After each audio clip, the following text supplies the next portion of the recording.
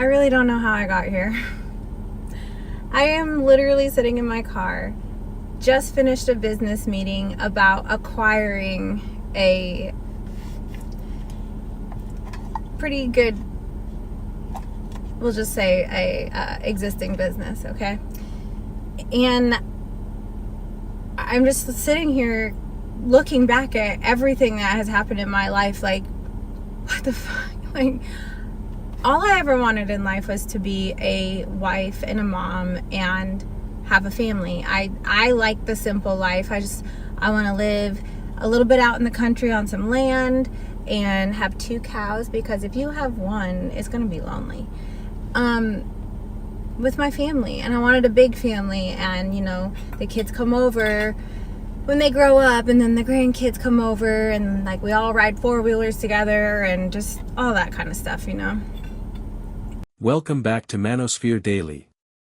Today, we're diving into yet another classic case of "I thought the grass was greener, until it wasn't." A woman divorces her husband, thinking she can do better, only to immediately regret it when he moves on and gets engaged to someone else. We've seen this play out time and time again, but somehow, the shock never wears off for them. Before we break it all down, make sure to like this video, subscribe to the channel, and hit that notification bell so you never miss an update. And don't forget, share this video with your friends so we can keep the conversation going. And your ex-husband, all he wanted to do was be a provider. That's why now he is dating someone who he has no problem providing for her and her kids. And she's pissed because she's like, why would he go and find someone who has kids? Like, he already has kids. Why would he want to take on that responsibility?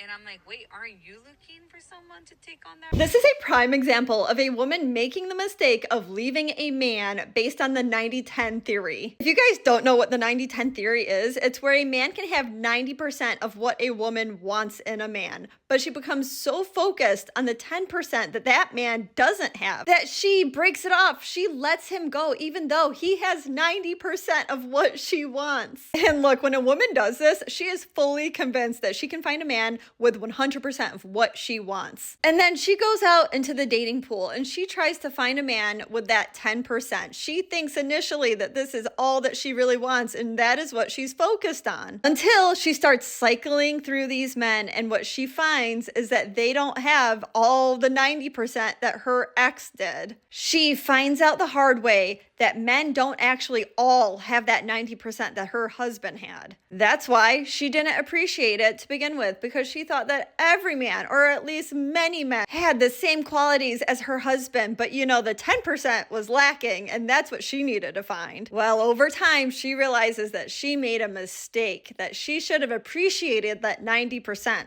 And as far as the 10% that was lacking, maybe she could have either, one, accepted it because she knew that the 90% made up for it, or two, she could have agreed with her husband to work on it. But with that, she needs to be open to taking some accountability for herself and her own actions, and potentially looking at changing some things that she does. This is such an important message for women to hear, because you cannot go back on it, because what this man did is that he realized that he was missing out, right? That she may have only had 50% of what he wanted. And then what happened when she released him? He found somebody else. And I bet you anything that that woman, that next woman, appreciates everything about that man. But what really kind of stinks about his new relationship is that you can tell by how this friend is talking that his ex-wife is jealous. She is questioning why he ended up going for a woman that has kids, and he is supporting her, and she is a stay-at-home mom, essentially. Newsflash, you had that and you let it go. But if she doesn't take accountability for that, she doesn't realize that it was her loss, that she made the mistake, that is final, there's no going back. She is probably going to dislike that other woman that's going to be around her children for no reason other than she is getting to reap the benefits of being with that good man. So that is why this is a cautionary tale to all women. They always think they have unlimited time. She walked out thinking she was upgrading, only to find out that the dating market isn't as friendly as she imagined. Women who are married and like 40 think, oh yeah, I'll just get a divorce because I'm still hot, I'm going to be hot like that. It's like, first of all, you're not even as hot as Dolly Parton is right now.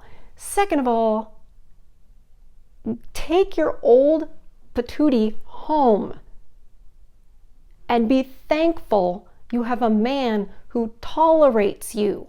Meanwhile, the man she left behind gets snapped up by a woman who actually values him, and suddenly, she's the one feeling abandoned. You know, life after divorce.